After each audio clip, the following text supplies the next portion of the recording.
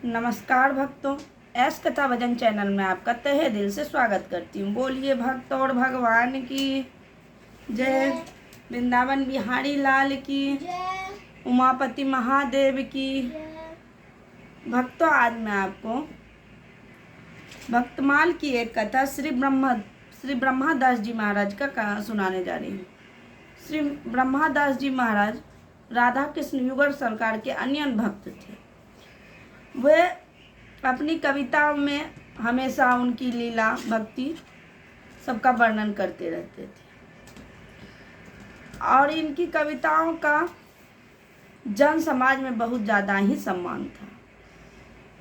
ये दिनों दिन अपनी कविताओं के माध्यम से प्रसिद्ध होते जा रहे थे। इनकी यह प्रसिद्धता एक प्राकृतिक कवि से नहीं सहा गया।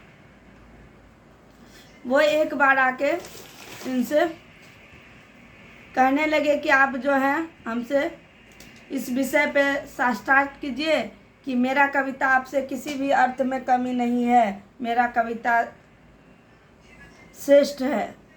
तो उन्होंने कहा कि हाँ, ये बात सही है कि मेरा कविता किसी चीज़ में श्रेष्ठ हो या ना हो, पर आपके तरह मेरा कविता जो है नश्वर नहीं है, क्योंकि मेरा कविता जो है सच्चिदानंद भगवान का है, तो इसलिए वो नश्वर नहीं है। आपका कविता जन की प्रशंसा के लिए बना है, तथा जिस तरह संसार नश्वर है उसी तरह आपका कविता भी नश्वर है, क्योंकि आपने नश्वर लोगों का कविता लिखा। उनकी यह बात सुन के उन्हें और गुस्सा आया कि ऐसा कैसे हो सकता है।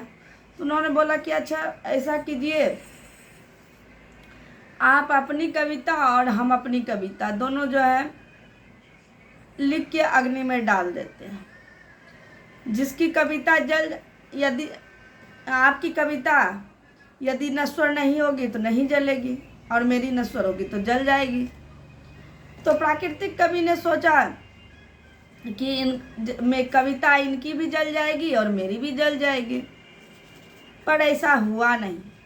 श्री ब्रह्मादास जी महाराज का कविता आगिन में ज्यों का त्यों रह गया, क्योंकि उन्होंने भगवान सच्चिदानंद युगल सरकार श्री राधा कृष्ण का रास लीला कथा का वर्णन किया था, और वो तो साधारण प्रकृति का वर्णन किए थे, तो उनका कविता नष्ट हो गया। ये सारी घटना जन समुदाय के बीच हुआ था, अतः उसने माफ़ी मांगे तथा बहुत शर्मिंदा हुए और इन्हीं के तरह भगवान का भक्त बन गए। बोलिए श्री ब्रह्मादास महाराज भक्त की जय। श्री प्रेमानंद सच्चिदानंद महाराज राधे कृष्ण युगल सरकार की जय। बोलिए भक्त और भगवान की जय। वृंदावन बिहारी लाल की जय।